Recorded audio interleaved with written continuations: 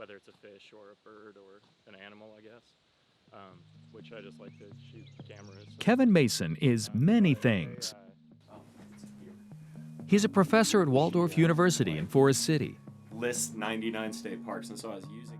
He has a PhD in rural and environmental history.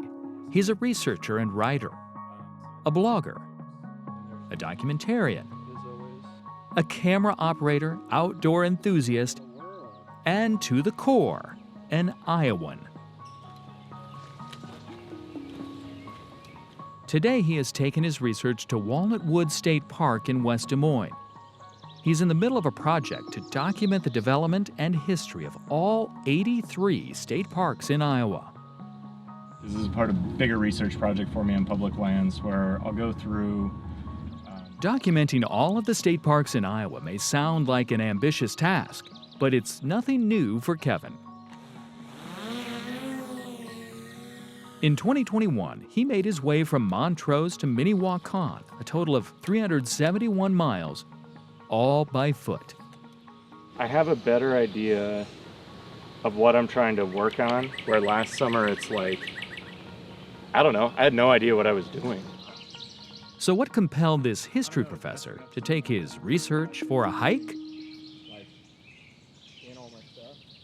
The idea for the walk across Iowa started actually during the Iowa State Fair in a garage on the north side of Des Moines, the Merle Hay neighborhood, at my sister's house, where I was talking with her partner, who's a high school social studies teacher, and he goes, "Oh, you got to read this book."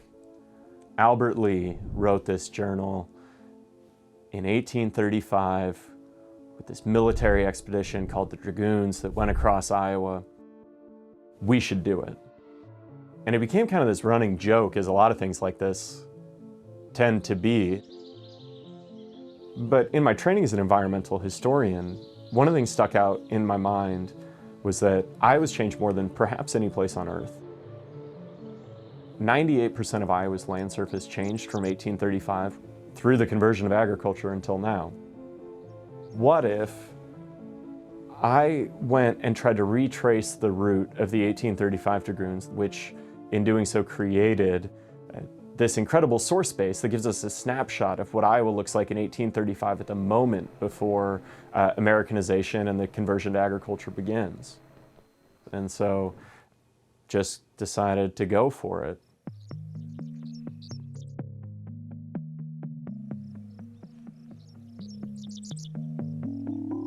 Hello, Kevin here with Notes on Iowa. Today I'm going to talk to you a little bit about day 4 of my walk across Iowa. Some of the big things that stood out to me on this day was the importance of the river was really driven home to it. It had been a very hot previous 8 days as I made my way from Prairie City.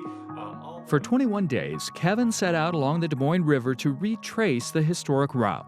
Rain, heat, and country roads all turned into unique challenges, all while trying to record his observations, capture video, fly a drone, and log and document the route. There was a part of this that was about me proving to myself that I could do it, and that this was a thing that I was going to be committed to seeing all the way through, no matter what that might look like. So, I made it. I had a crazy idea. I started to... After his journey, Kevin found a new appreciation for the changes which define the past, present, and future of Iowa. And that appreciation continues to expand. It's selfish to say, like, I was kind of doing this, like, for me. And then it really became about other people a lot of the time. I remember I was down by Eddyville on this gravel road, and I just walked up this giant hill. And it was kind of the point where, like, all right, I'm just out here walking.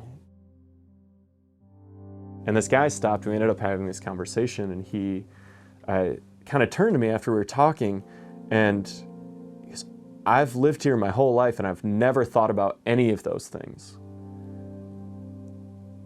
But I'm gonna go check out the Buxton location where that coal mining town used to be, because you told me it was just over here." And opening those doors, and that's a real conversation in real time, but opening kind of that up, that's been one of the parts of this that's been something I didn't really expect at all. people really care about the places they're from and the history that's close to them. It forces me to really be careful in my research, be respectful of people's viewpoints, people's experiences.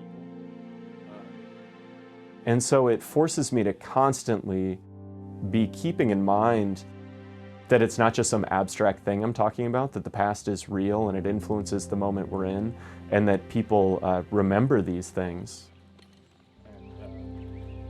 And that's where I think like Notes is actually going, is I know I want to just keep pushing myself to learn new things, to better understand this place, and then to communicate that to other people. That could look like a lot of different things in the future, and I'm sure it will if I'm lucky enough.